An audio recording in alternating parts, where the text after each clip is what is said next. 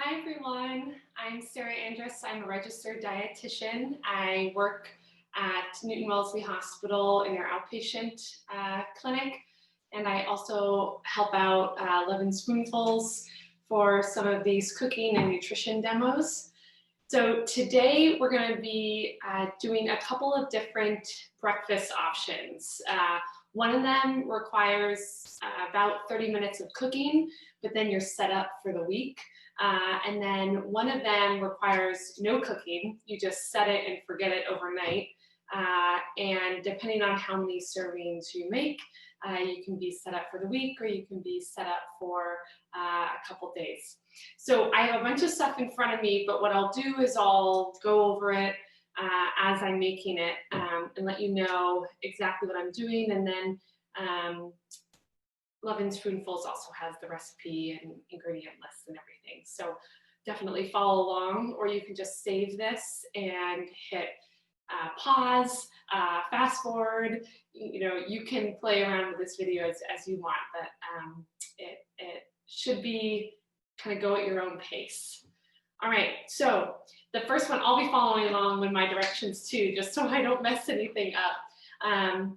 But the first thing that we'll start with, so that we can do the other recipe while this one is cooking in the oven, are called frittata muffins. And so if you know what a frittata is, it's essentially a crustless quiche. And frittata muffins are kind of what they sound like. So we'll have a 12-cup muffin tin, and we'll essentially make little crustless quiches or little frittatas in all of these. So you can kind of grab and go. You can microwave them, you cannot, before you leave for work in the morning, or if you're like a lot of us working from home, you can just go up to your office space and eat them there, but it doesn't require any cooking in the morning. Why I like this recipe is that eggs are a really good source of protein, and they're very inexpensive. Depending on the type of eggs that you're buying, they can be as little as 20 to 25 cents an egg. And this recipe is about a half an egg per muffin. And then we have some cheese and some veggies thrown in. Eggs are also a great source of choline, which is wonderful for eye health, heart health, myriad of reasons there. And choline is really found most in eggs, so eggs is a good source of choline. Another reason why I like this recipe is that it's very easy. I am not a cook. I don't have any culinary training. I just enjoy it. So if I can do it, most people can do it. And these are pretty easy. And it's a great way to get in veggies in the morning. Most of us have some sort of starchy breakfast: bagels, English muffins, toast, granola bars with a lot of sugar and stuff. And so this is kind of a great way to get in not only enough protein, but also get in some veggies. All right, so let's begin. So what I have out right now for this recipe is some eggs, and then I have cheese. I have bell pepper and onion. I have some spinach, really any leafy greens. If you don't like spinach, you can use kale, you can use other greens. It can be frozen or fresh. I just happened to grab a container of fresh. And then I also have my 12-cup muffin tin. If you just have a 6-cup muffin tin, that works too. You just make 2 different batches. A bowl, a cutting board, and I'll grab my knife behind me. So first things first, you gotta cut your veggies.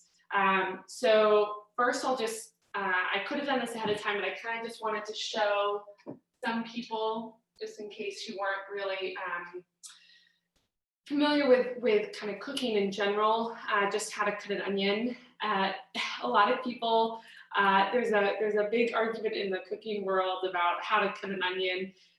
There are kind of 2 different ways, but both of them yield the same results. So what I'm doing now is I'm holding it with my hand kind of in a claw, right? So you don't chop off your fingers, kind of claw the food anytime you're cutting. And I'm just cutting off the equators, so just the ends there. And I'm putting those aside. And then I'll just kind of peel, you know, the first couple layers really until that tough part goes away. I am prone to crying with onions. I don't know if anybody else is. Some people wear, you know, glasses, goggles, anything to protect themselves. So that can be very handy. I won't do that today, but I have been known to do that, or make someone else cut the onion. And so there it is. So now no skin. So now what I'm going to do is I'm going to just cut from the center. Now I have kind of two halves. It's always good when you're cutting to have the flat side down. Otherwise, you're working with an uneven surface, and that's just not a good thing. Again, the claw just kind of coming down, cutting there. It's helpful if you have a sharp knife, but with onions, it doesn't really matter. The worst for having a duller knife is tomatoes. So if you feel like you're struggling with dull knives and you're doing something with tomatoes, I would just buy it canned and pre-chopped. Just a lot easier, and not really much difference in terms of expense there. Okay, so I'm just kind of roughly chopping these as I get a little bit teary-eyed here. Okay, so the reason why I do the onions first is that it's nice to get them chopped and started in the saute pan. That's actually another thing that you need, is a saute pan, which is really just any kind of skillet that you can put on the stove. So again, just kind of roughly chopping this. I like to put my other hand on top here. It allows for a little bit more of that leverage. So really I'm just kind of putting the tip down and just kind of pivoting instead of kind of whacking it every time there. Okay, so that's pretty much roughly chopped there. I'll discard the ends here. Okay, so now what I'll do is, you won't be able to see the oven here very easily. I don't have the equipment necessary for you to see kind of on top, but I'll explain as we go. But this is the skillet that I'll be using. So just kind of a medium to large size skillet is what you'll need here. First, actually, I'm just going to put a little bit of oil. I'm using olive oil. You can use canola oil. You can use any kind of oil. Olive oil is probably the weakest in terms of it can't get super, super hot. So if we were going to be really frying stuff, creating a lot of smoke, I would use canola oil or safflower oil or sunflower seed oil. There are more expensive oils like avocado oil, macadamia oil, nut oil, but you don't need those. Peanut oil is actually, if you don't have any allergies, that's a cheaper one, and it has a really high smoke point, so it can get really hot without kind of changing its structure and being a little bit dangerous. So I'm using olive oil because it's what I have on hand, but you can use really whatever. So I'm going to put in about a tablespoon, which is about, if you're measuring and you have implements, great. If not, it's like about the size of a golf ball. Okay, so these are all chopped. So the onions are going in, and how I scrape it is I scrape it with the non-sharp part of the knife because I don't want to dull the knife. So I just scrape it with the other side of the knife here, going in. Great. And then I'm going to put this on low heat, low to medium, just to get it started a little bit. All right. And then, meanwhile, I'm going to do the pepper. You can do any pepper, red, yellow, green, doesn't matter. I'm just going to rinse this off quickly. That just gets any of the, sometimes there's a little bit of wax on it. Other times it can just be a little grimy. So it's always good to wash any fresh fruit and vegetable. Okay, so with this, there's a lot of different ways to do it. You can either core the top, so you can kind of cut around the top and take it out. Because this knife is really big, I'm not going to do that. So what I am going to do is I'm going to cut from the side. So I just kind of cut around the core here.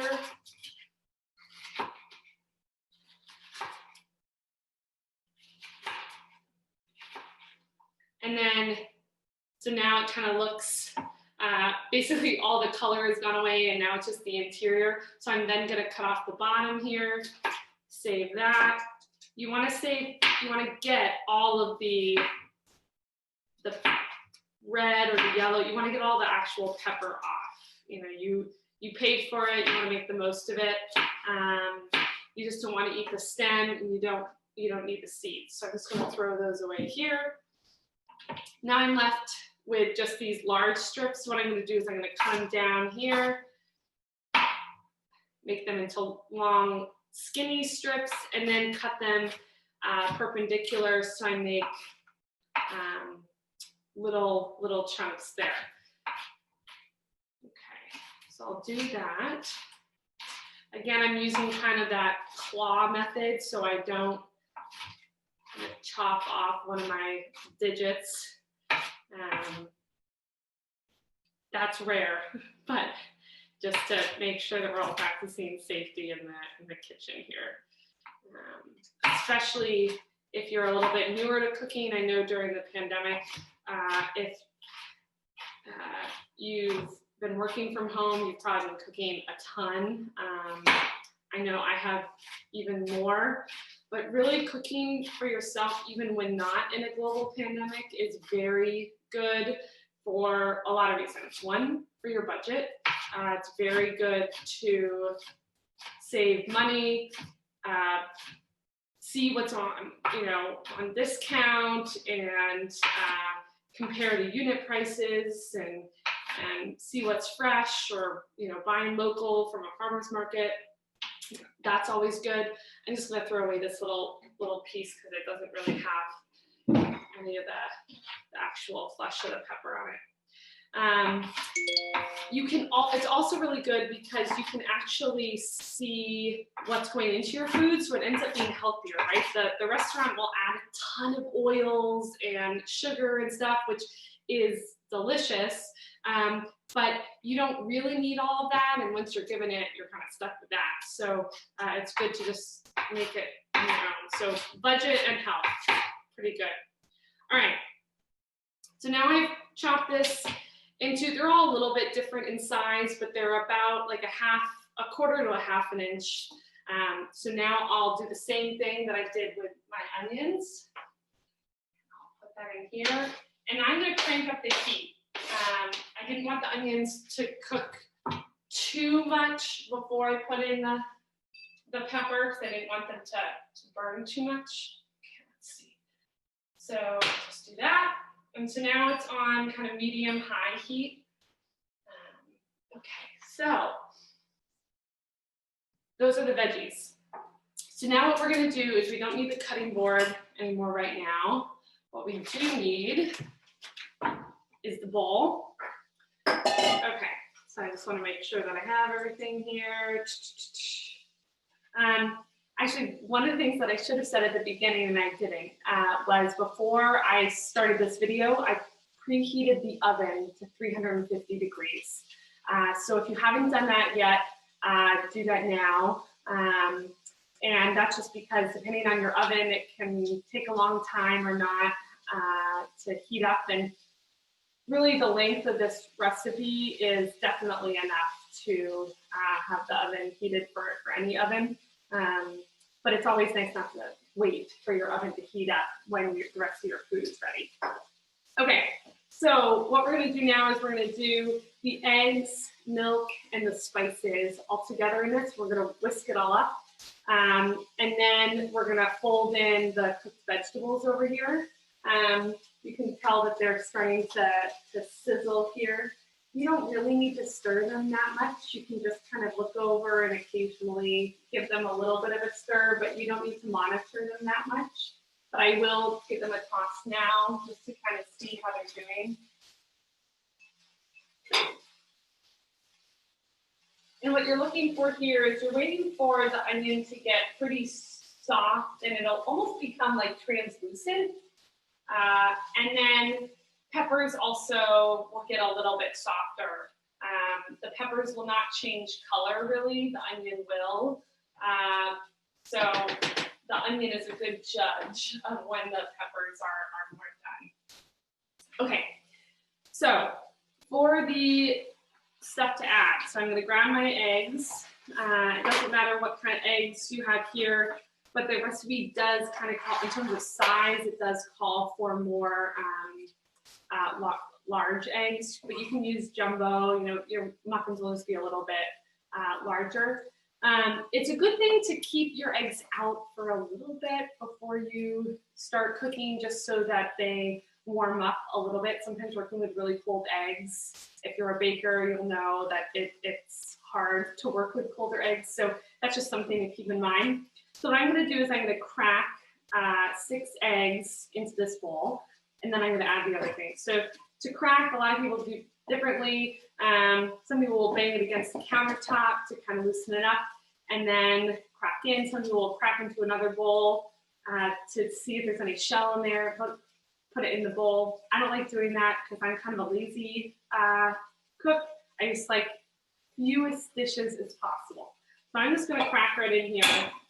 So I crack in the side of the bowl, put my finger there, then release it. All right. I actually got a little bit of the shell. So that happens, just reach in and get it.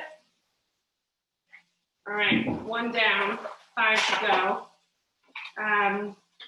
If you have compost, this is a great thing to put in. And it also doesn't stink up your garbage. I don't have compost right now, but I would love to get it.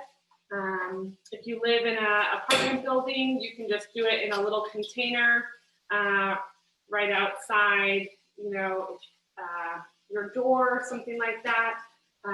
Or if you live in the city, in an apartment building, sometimes they'll have compost that comes to your door, and that's always kind of a good thing.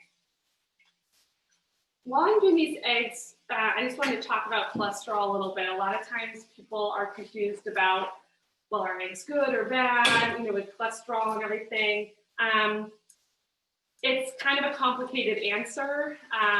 Research, it seems like the overwhelming research is that eggs do not really contribute to your blood cholesterol levels. So there is cholesterol in these eggs, in the yolk specifically, not in the egg whites, because the yolk is where the fat is, the white is where the protein is.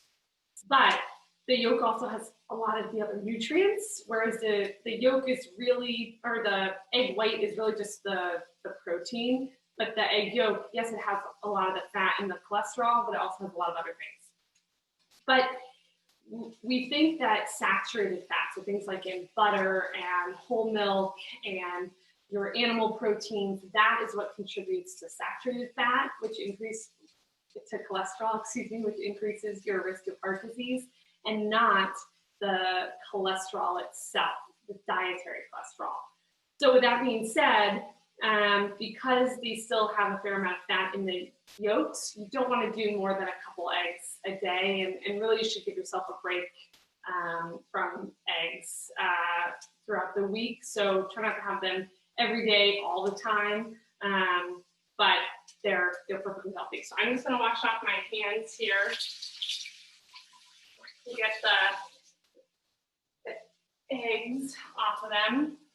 Check in here. So this is doing well. I'm going to turn it down. If you find that it's getting maybe a little bit brown, you can turn it down a little bit. But these are doing well. Okay. So that'll go there. All right. And then, so we have the eggs. Now we're going to do milk. And for milk, we're going to do about 3 tablespoons. So I'm going to measure here. You could eyeball it if you want. This recipe doesn't need to be totally exact. But since I'm doing a cooking demonstration, I thought I would actually measure. I don't usually measure to a T unless I'm baking, and even then, questionable. So 1 tablespoon of milk, 2 tablespoons of milk, 3 tablespoons of milk. All right, so we got those 3 tablespoons in there. You don't need this anymore, so I'm just going to put it right into the sink to be washed later. All right, and then I'm going to put in the spices. So I did measure these out ahead of time, so I didn't kind of bore you. I just put them in a little bowl. And so what this is it's paprika, garlic powder, and a little bit of salt and pepper. And so it's half a teaspoon of garlic powder, 1/4 teaspoon of paprika, and really just a couple of pinches of the salt and the pepper. Again, it doesn't need to be exact. So this will just go right in there. The paprika adds some flavor, but also adds some nice color, which I don't mind. So you will need something to whisk this. I'm going to use an actual whisk, but a fork works just fine. So you don't need a whisk if you don't have one. All right, so now so the whisk, if you are using a whisk or even a fork really, you first just want to break down the yolks in here. And you can do it 2 different ways. One way is to kind of just make a little mini circle with your whisk and just kind of bring that all around. And you're looking to see that everything is kind of broken down. So there's no more really bright yellow of the oak. Everything's kind of homogeneous. It's all the same. You can also do the thing where you just go back and forth really fast. That works better with a whisk, not so much with a fork. But really do it whatever way you feel comfortable with. The goal is just to mix this well. Sometimes whisking can be very important if you're baking and you need to have those egg whites really foam up and get a lot of air into them if you want a lot of volume. For this, it isn't that important, but it does help if it's a little bit frothy. So if it has some more bubbles, that means you've gotten some air into it, which can be helpful. All right, so that's that.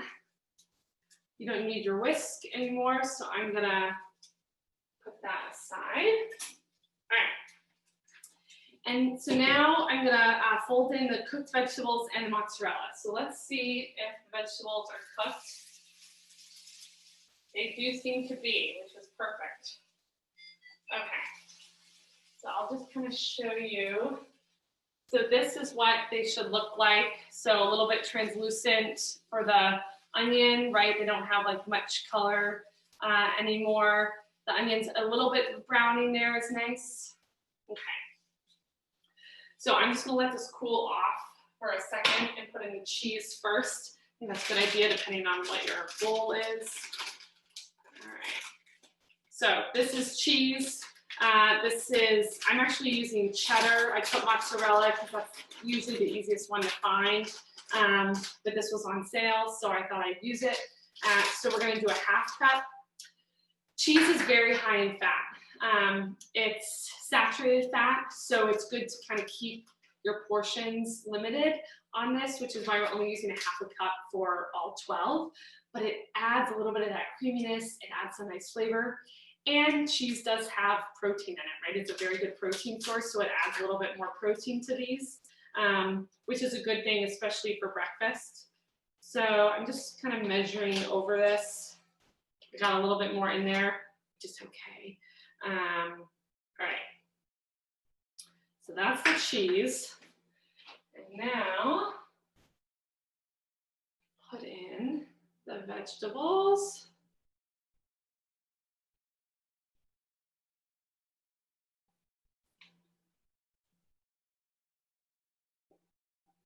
Right. So you can just fold all of this in with the spatula that you have. All right, I won't be a perfectionist about that. Left 1 or 2 little pieces behind, that's okay. So to fold in, you literally just kind of flip it over and over. Now the heat of the vegetables will help melt the cheese a little bit, which is nice. You just don't want it to be too hot because you also just don't want to cook the eggs that much because we're going to cook them in the And so you don't want them to kind of pre-cook too much. So that's why it's good to have it off the heat for, you know, a minute or two. All right. So this is what it kind of looks like. So I'm also going to add some spinach, and you can do the spinach in one of two ways. I could have cooked it over the skillet pan, which would have been fine and probably easiest.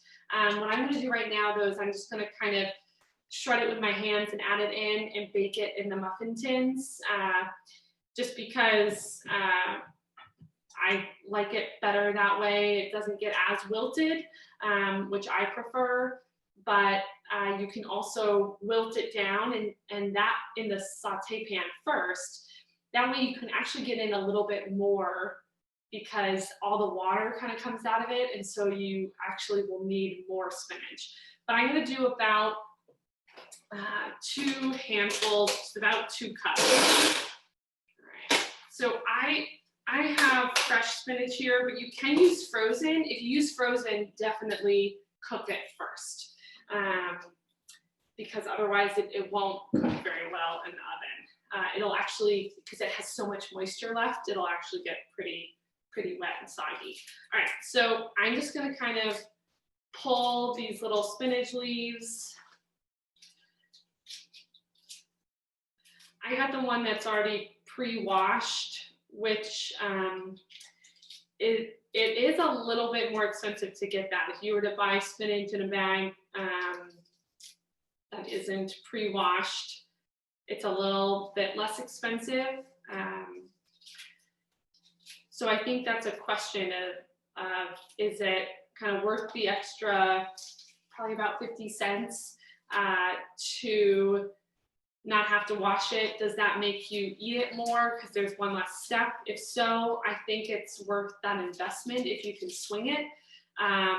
If not, definitely you want to rinse your veggies, even if they're organic or whatever, because you want to at least get some of that dirt off. All right, so I'm just cutting them into pieces just so that it's, I'm not cutting, I'm tearing, because again, why use another cutting board when you can just use your hands? So that they're smaller pieces. All right, so this is about 1.5 cups to 2 cups. So that's what that looks like in there. I'm just going to fold that in too. Okay. So now I'm going to take a spoon and I'm going to put them in the muffin tins. But first, I want to actually coat them with a little bit of grease. So you can do this in many different ways. You can either use cooking spray, you can use a stick of butter and just coat the inside. You can use a little bit of olive oil with a paper towel and kind of wipe around there. But for the sake of time, I'm going to use, this is just canola oil spray. And to avoid making a huge mess, I'm going to do this over the sink. So I'm just spraying each one. So just spray that. Stick if you don't do it, and they're hard to get out, which is not fun. Could you use paper muffin cups like you do for cupcakes and stuff like that? You could, but I think it would still be harder to get the paper off of these egg muffins because there's not kind of that flour in it. Okay, so make sure that I did everything correctly. I did, okay. So for this, you can do a spoon, you can do this. I actually might use the 1/2 cup measuring tin that I used rather than a spoon. And just kind of pour them in evenly. So you want it to be fairly full, and you want to make sure that you get eggs in each one and not just vegetables. It'll cook funny if you don't do that. So I used red bell pepper and spinach. Could you use other vegetables? Absolutely. You could use broccoli, I've done, very good there. You could use some zucchini. For zucchini, because it's so wet, you might want to make sure that you saute that first. Actually, really anything but leafy greens, you should definitely saute first. So the broccoli as well. I haven't tried cauliflower, but I think that would be good too. Tomatoes are a little bit wet, so I would maybe avoid tomatoes. All right, so let me show you. I'm just gonna kind of redistribute this a little bit here.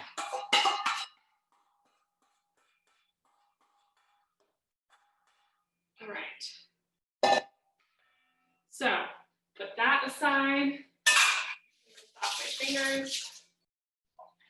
So now we got the 12 little muffin cups. So this took a little bit longer because I was explaining it to you guys. But normally, if I were doing this on my own without kind of explaining and being very cautious, so that I didn't, you know, catch something on fire while talking to the camera, then this would take usually about 5 to 10 minutes to do. And so this is kind of what it will look like, right? They're pretty evenly distributed. If you find that anyone's a little bit more than the other, you might want to put something in, kind of switch them around. But these look good. So I'm going to put this in the oven, right? It has now reached 350 degrees. So I'll put these in. Usually it's 30 to 35 minutes, but I would set a timer at 25 minutes just to see, because everyone's oven is different. You want to make sure that they're set. You can put a knife or a toothpick in there to make sure that nothing's kind of uncooked. But really, after 15 minutes or so, these are safe to eat. They just might not be fully set. So you don't have to worry about safety in terms of eggs, but you will want to cook them long enough for them to be enjoyable. So I'll put that in there. All right, so that was the frittata muffins. So I'll put the eggs back in here.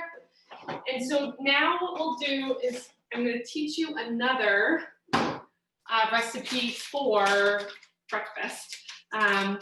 Actually, those frittata muffins you could use also for just a quick snack. I usually would recommend about 2 frittata muffins per breakfast, 3, depending on kind of your caloric needs throughout the day, and that's something that you could talk to a dietitian or your doctor about. But I would say for the average person, 2 is good. That's going to be, you know, close to 200 calories, about 15 grams of protein. That's a good start to your day. You could also have it with a little bit of, you know, a glass of milk or coffee, a little bit of cream, you know, something to add in a little bit more. But that's a good start. Protein is the really important nutrient to start your day. All right, actually, I'm not going to put this milk back because we're going to use it, so I might as well just keep it out.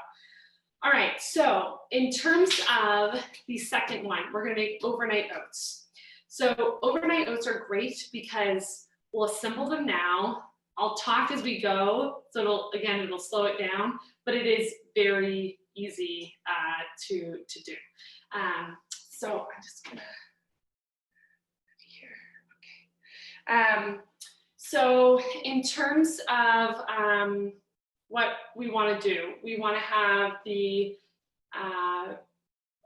some sort of glass container. It can be plastic too. I like glass just because sometimes with plastics you do worry about kind of any of the chemicals leaching into your food. Because we're not heating this, it's not as important. But if you're going to heat your food, try to invest in glass containers. This was a leftover peanut butter or, you know, a tomato jar, something like that. So you don't need to go out and buy them. Just keep them for when you have peanut butter or whatever it is. For my lid. All right, so all you need is kind of the lid and the jar. That's what your ingredients will live in. And then I also have some oats. I use rolled oats. Rolled oats are the best oats to use for this. I also am going to use almond butter, but you can use peanut butter if there's an allergy to nuts in the family. You can also use peanut butter and anything like that. And so you can use sunflower seed butter, sun butter, anything like that. I'm also going to use a sweetener. So I'm using maple syrup because we had it in the house. We got it from down the road, but you can also use agave syrup. You can use honey. You could also use something like stevia or something else like that, but I would caution against too much of a dry powder because it's nice to have a little bit of that liquid in there. So I would use kind of a liquid sweetener. And then I'm also going to use, for a spice, I'm just going to use some nutmeg. You can also use cinnamon if you want to. That's a great choice. You can use both of them. You could also do kind of a pumpkin spice too if you wanted that. And then I'm going to use milk. Milk is the major liquid here, and it also provides some more of the protein. So the protein is going to be the milk and the nut or seed butter that you use. Oats have a little bit of protein in them, but not much, like 1 or 2 grams. Then for the fruit, you can use anything. What I'm going to use is I'm going to use frozen fruit because it's cheap and it keeps for a very long time. So I just got this family pack of, this one's mixed berries. So it has strawberries, blueberries, blackberries, raspberries. I've gotten just blueberries before, just raspberries, whatever you want. I think frozen is the way to go because it's still as nutritious. And if you're not eating it by itself, then the difference in the taste isn't that big of a deal. So because we're putting them in something. So if you're baking with them, or you're kind of making a smoothie or this kind of recipe, then it's so much easier and cheaper to use frozen. But of course, if it's in the middle of the summer and you have access to berries and they're not that expensive, then definitely use fresh. Fresh will work fine too. All right, so a new bag. Time to open. All right, so first things first, we want to measure the oats and the nutmeg and stir them, because if you put the nutmeg in after you've added some liquids in, it might not combine as thoroughly. So first, I'm just going to get a measuring cup. So I'm going to do 1/3 a cup of oats. Now this is for a single serving. But the recipe that I'm giving you is for 4 different servings. So you can just line up your cups and you can just kind of put them in, and then you have 4 breakfasts throughout the week. Or you can just divide the recipe by 4 or follow on to this video. For the sake of time, I just wanted to do this. Okay. So 1/3 of the oats. Oats. And then for nutmeg, it's technically 1/4 of a teaspoon. I've worked with this enough that I'm just going to eyeball it. You can also do that because, again, this is not really baking, so the ratio doesn't need to be exact, and that's also what I love about this. So to mix it, I'm just going to shake it up. Why use another utensil? Just shake it. Okay. And then now what I'm going to do is I'm going to do the nut butter and the frozen berries. So for the nut butter. All right. So I would say about a tablespoon is good. So again, this is almond butter, but if you have nut allergies at home, use sunflower butter. I'm just going to lick my finger there. Okay. Now, in terms of the berries, so these are huge berries, which I didn't know because this was a new brand for me, but that is fine. So I'm just going to kind of put in a couple here. It should be about a half cup or so.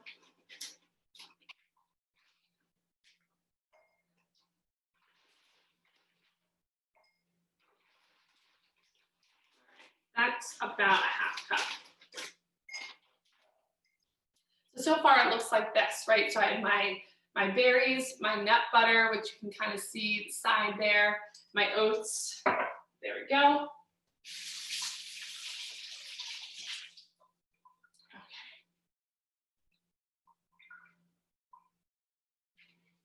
Perfect. All right. So now we're going to do some milk. So this is going to be about a half cup of milk. So I'm just going to use the same measuring cup. So this is a 2/3. So I did half of it when I put in the oats. So I'm just going to kind of approximate. The ratio is semi-important in this. So you definitely don't want to have too much liquid, because if you do, then your oats are going to be a little bit soggy and they're going to be kind of liquidy. If you use too little milk, then they might not be soft enough. It's better to overshoot than undershoot, because in the morning you could nuke them in the microwave if you wanted to kind of heat off a little bit of that excess liquid. But it is fairly important to be close. So I'm going to do close to about 3/4 of this and pour that in. Perfect. And pour in my sweetener. For the sweetener, I said about a teaspoon. So that's really just a dash. It's really just to add just a little bit of sweetness, because the berries will give you some sweetness there.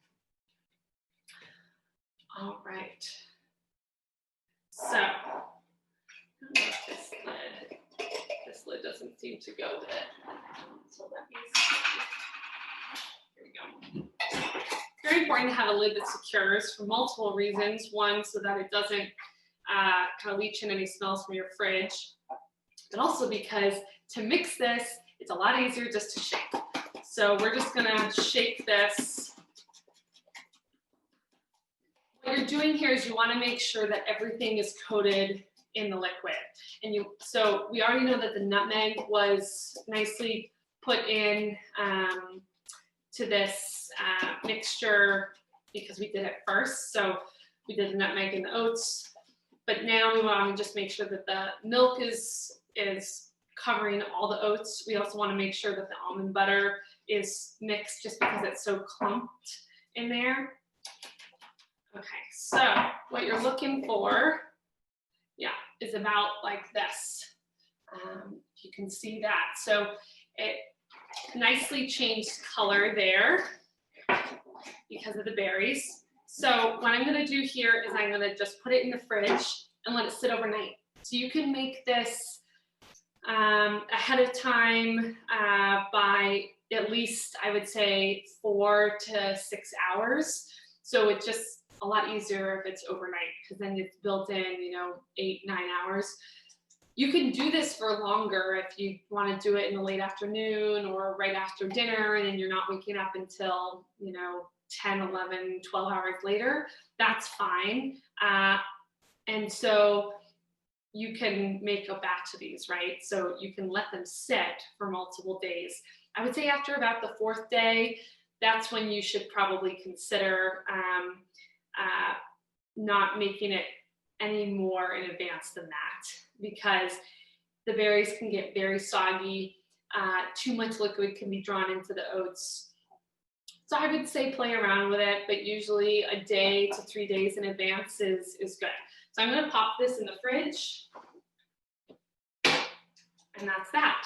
In the morning, you can do one of two things. You can either grab and go, no reheat. Really, a lot of people that do overnight oats don't feel the need to reheat. And so that's great. You just kind of grab and go. Some people still like their oatmeal a little bit warm, so if you have a microwave, you could heat them up in the microwave there. I would say 30 seconds to a minute is really all you need.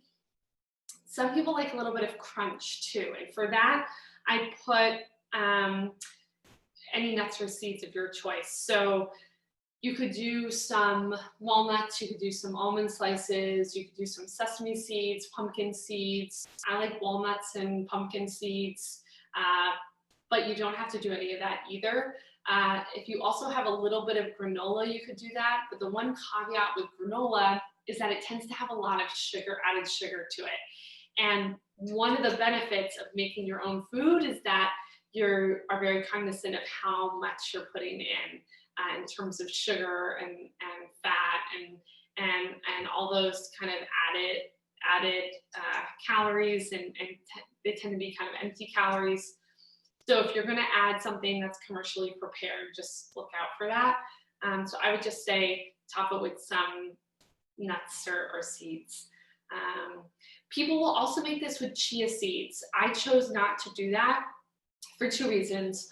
One, I didn't want to use something that, you know, not everyone has in their kitchen. Chia seeds are pretty expensive. They're a great source of protein and some healthy fats, but they're definitely not necessary. The other reason is that they congeal a lot, and some people don't like that. So if you've ever seen like a chia seed pudding on the internet or anything, it's kind of gelatinous. It's almost like a rice pudding. Some people like that with their overnight oats. They like that it's kind of thick and gelatinous. Other people like it to be a little bit less so, and I like mine less so, so I don't always put them in, but sometimes I will. But they are very expensive unless you get them on sale or in bulk. So definitely no need to do that there at all. All right, so I'm going to check in to see how these frittata muffins are doing. I'm also going to clean up a little bit.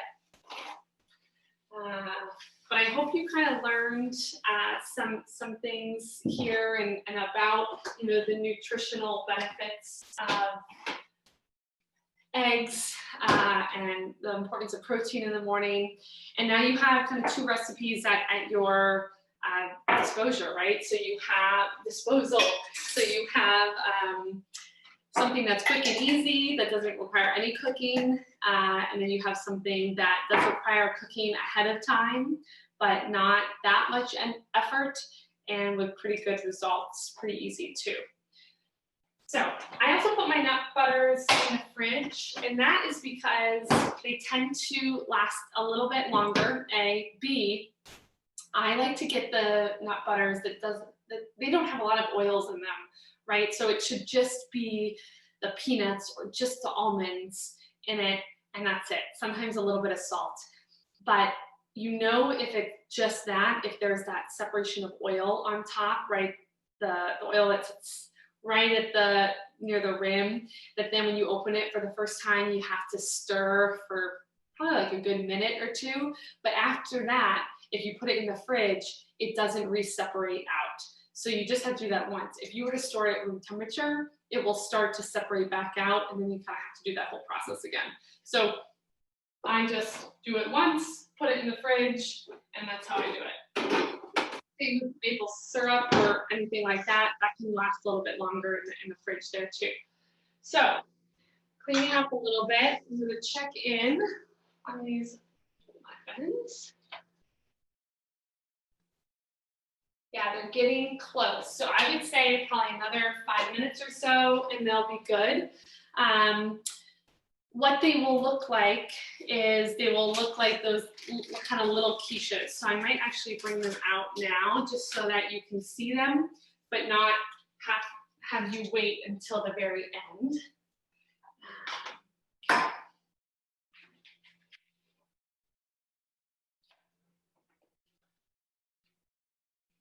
They also smell great too,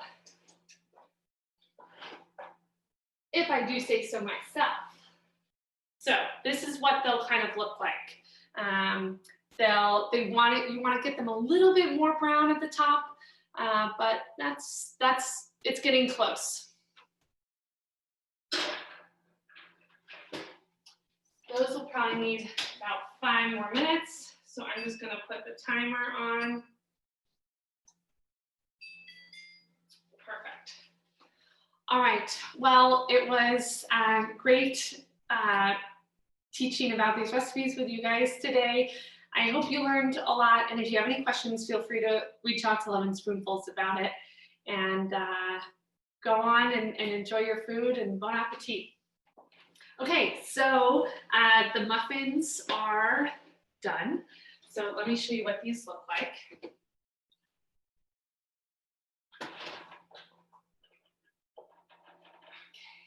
So I'm just going to put them on a cutting tray here. What you should do is put them on a wire rack as they cool, or the oven. So this is kind of what they look like. They should be a little bit brown on top. What I did is I put a toothpick in them just to see. If you don't have toothpicks, you can just put the tines of a fork or a knife in. Just want to make sure it comes out clean. So these are good to go. So let them cool completely, and then you can put them in any container and store them in the fridge. Don't store them at room temperature because of the eggs and the cheese. So I'm just going to put these on a wire rack, let them cool, and enjoy them throughout the week. Thanks for joining.